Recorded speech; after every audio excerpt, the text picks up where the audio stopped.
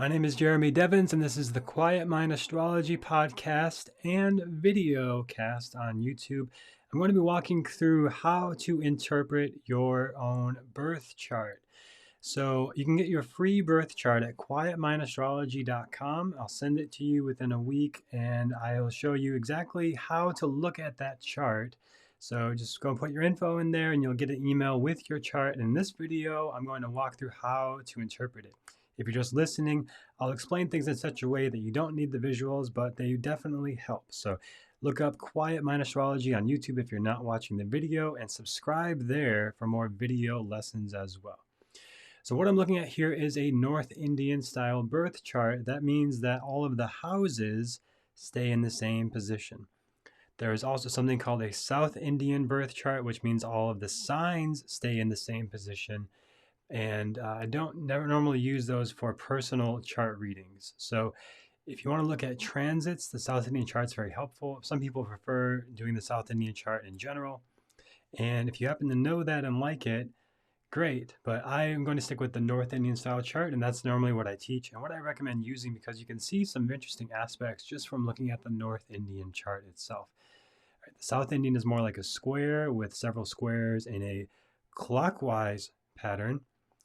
The North Indian style is several diamonds and triangles, and the houses go in a counterclockwise pattern, similar to how the Zodiac belt appears to move over the sky.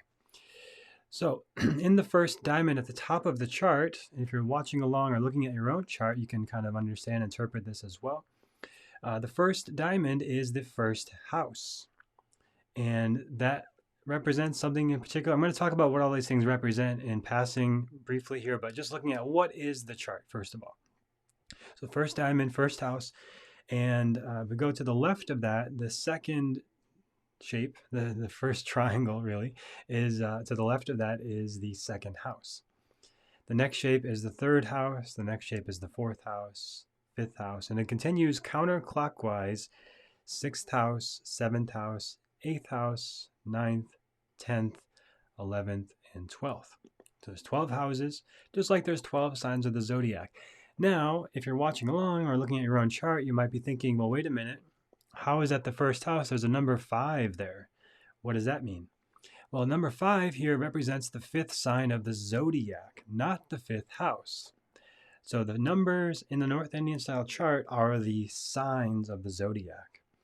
So the number 1 is Aries, and that's not in the first house. That's way over here in the 9th house.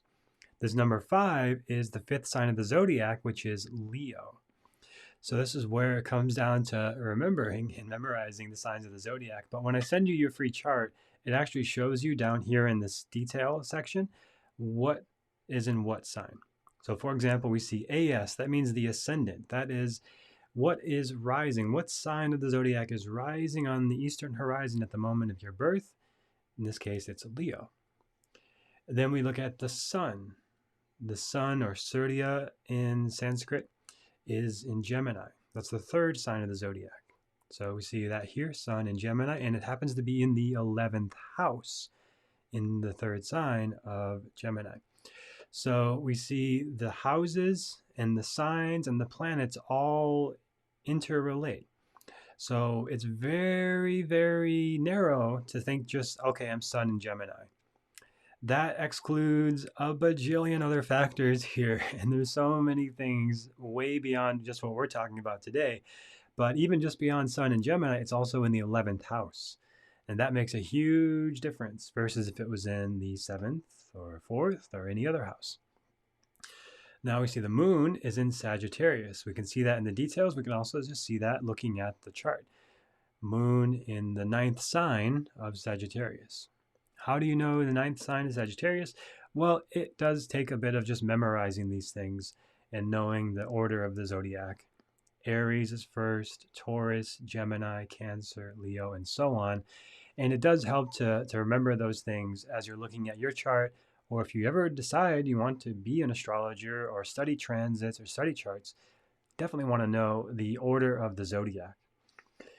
The order of the houses here in the North Indian style chart always stays the same, so that makes that very simple. Right? Every time you look at this top right corner, that's always the 12th house and that triangle pointing down. always in the North Indian chart. That never changes no matter what. But the signs always change. Unless you look at several charts and they're all Leo rising, then the signs will stay the same. And they're always going to be in the same order. The order never changes of the zodiac. So Leo is the rising sign, and then we got Virgo in the second house. That's Libra in the third house, Scorpio in the fourth house, and so on. So you can't see the houses here down in the details, but you do see the Rashis. Rashi means sign in Sanskrit. So if you're not sure what something is, you can look down here. Venus is in Cancer, Saturn is in Capricorn, Rahu is in Taurus, and so on. Now I've got a lot of other details here which you don't really need to know at this point in your studies of just learning about the signs and the charts. There shows the degree, if it's retrograde or combust, the modality, the element, the nakshatra, dignity, all of these things. Not super important for this first, just understanding what's going on in your chart. Main thing here is the first house is that top diamond. Second house, going counterclockwise, you continue all the way to the 12th. Next thing is the signs of the chart. So number 5 is Leo. That means Leo rising, and you continue Virgo, Libra, and so on to know where everything is in your chart. Then you look at, now you're considering Sun is in Gemini, but it's in the 11th house. So what does that implicate? Well, you can look into the Vedic Astrology 101 course where I give you very clear descriptions and interpretations of these things. So for example, within that course, I've got a list of all of the house descriptions, and I walk you through how to interpret these things, what they mean. For example, the first house represents the person themselves. That's you, your personality, your head, your hair. Whether you have a lot of hair or not. Leo, the lion, we think of a lion's mane. Leo risings tend to have noteworthy hair, noticeable hair, even if it's thinning or whatever. You think of a very famous, well-known Leo rising person, happens to be Donald Trump, and he's quite well known for his hair, his interesting hair.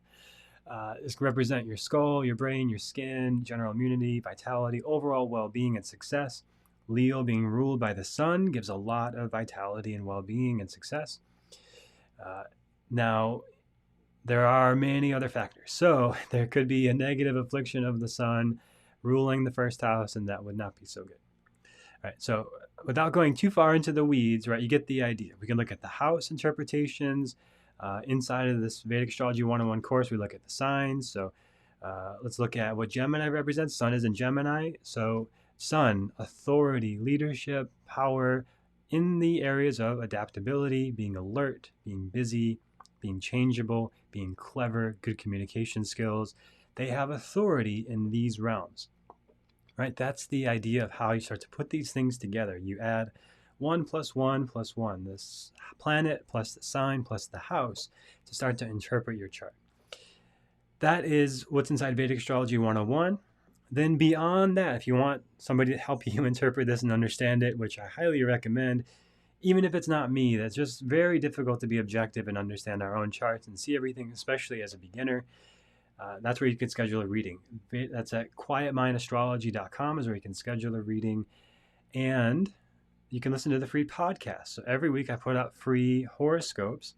And when I'm talking about, for example, let's say Sun is in Capricorn. What does that mean, right? Sun, authority, leadership, power, creativity. In the sign of Capricorn, discipline, structure, setbacks, delays, challenges, hard work, right? So our creativity needs to be a little more structured at this time. Now, you personally can look at where Capricorn is in your chart, the number 10. And you can imagine, if I just said, okay, by transit, Sun is in Capricorn, you can imagine Sun is there in that house in your chart. That is how we look at transits. So you could imagine that Sun is in your 6th house. What is 6th house? Your health and wellness, enemies, debts. Now the Sun, vitality, leadership, creativity, needing to be more structured and disciplined. There may be setbacks of your creative projects related to your health. So potentially you might have a health issue that delays your ability to be creative in your creative projects. Potentially, you may be working in a creative project that is to do with health and wellness. Maybe you work in health and wellness and you're creating a course or a training or a workshop teaching people how to live a more healthy, well-structured life, how to create daily positive habits, for example. That would be a great example of Sun in Capricorn in the 6th house by transit. And that is what's going to be going on for that. In that case, it's 30 days that the Sun is in a transit. In that period, you might be focusing on those activities or something similar, right? There's a pretty wide range of what Sun represents. It's considered a karaka, a signifactor of several things, but they generally fall into a similar category. Capricorn is a karaka of certain other things, and yes, there are a lot of things covered, but it's generally pretty consistent and similar. And then same thing, 6th house represents a lot of things, but they're generally pretty similar. So you get the idea of how we start to put these things together. So when you listen to the Quietmind Astrology podcast, you want to listen to what signs I'm talking about. Because I don't talk about houses in the podcast because that is too specific and personalized, and that is what I do in the readings and inside of the Vedic Astrology membership, where I do give sign by sign, house by house interpretations. So that's another layer of granularity, but I talk about what's generally applicable to everybody, and then you personally can just pull up your chart that you got for free and look at, okay, he's talking about Gemini a lot this month. So that's my 11th house, for example, if this were my chart. What is going on in Gemini? And that's going to affect not just Gemini things that I talk about in the podcast, but my 11th house of social networks, my gains from career, my fame and recognition, my status in society among peers. So all of that stuff is going to apply not just to what I say in the podcast, but then you add in your own observation this layer of the 11th house, which if you're not sure, you can always go into the Vedic Astrology 101 course and just pull up 11th house, right? Gains, income, rewards from work and jobs, promotions, wealth. So if you've been thinking about getting a promotion or asking for a promotion or asking for a raise in work, and I'm saying the Sun is here in Gemini, and that happens to be your 11th house, that's a very positive time. The Sun is vital energy, enthusiasm, leadership skills, creativity to go into that ask for a promotion. If I were to say something negative, like some negative influence here, like Rahu in Gemini, can be pretty intense. That might, especially if it's an Ardra Nakshatra, that can mean destruction of promotion or loss of promotion or destruction of even your status in society or your peer groups or your social groups because it's the 11th house, right? A lot of what I just said is just because it's the 11th house, which would be completely different if somebody had this in their 12th house, which I can actually demonstrate real quick here. If I just change the time on this chart and... Okay, it's not cooperating. I'll try one more thing here real quick and just move this forward. Let's say we move the ascendant on this chart. So now it's a Libra rising, and that puts Gemini into the, this is the 9th house here. So if I'm saying Sun is in Gemini for everybody, and you look and Gemini is in your 9th house, and I'm saying Sun in Gemini, you know, a lot of creativity, wit, charm. This was representing your teachers and your religion and your spirituality and possibly travel. So maybe you travel somewhere to see a comedy show, or you travel to see a spiritual teacher. Comedy because of Gemini, spiritual teacher because it's the 9th house. Travel because it's the 9th house. All right, so you get the idea. Hope it's still making sense and not jumping around too fast here for you. But that's the idea. We can see so much, and it's way, way, way more complex than just, okay, Sun in Cancer in this chart, so I'm an emotional person. I'm a Cancer now, and that's everything I do is just I'm a Cancer. No. It's in your 10th house. That's your career. So just in your career, that aspect comes out in your career environment. And your recognition is also 10th house represents that too. So much more depth we can go into, but the main points again, you look at the houses, the signs, and the planets. Then when you listen to the podcast, listen for where the transits are in the signs. Look at your own chart for those signs, and then understand that's what's affecting that area of your life, that house. Again, Vedic Astrology 101 course walks you through all of that in depth. There's over 3 hours of training there, similar to this that walks you through how to interpret your chart and make sense of what's going on there. And then you can get a Vedic astrology reading with me live on Zoom, recorded for you to have for life. And you can understand exactly what's going on, exactly the relationships, because there's aspects I didn't get into. There's dashas you see on the right side here. There's the D9, your spiritual progression. There's your moon chart. There is so much more. There's your karakas. It's incredibly in-depth, incredibly complex, but also very simple and real, has a lot of real life implications and practicality.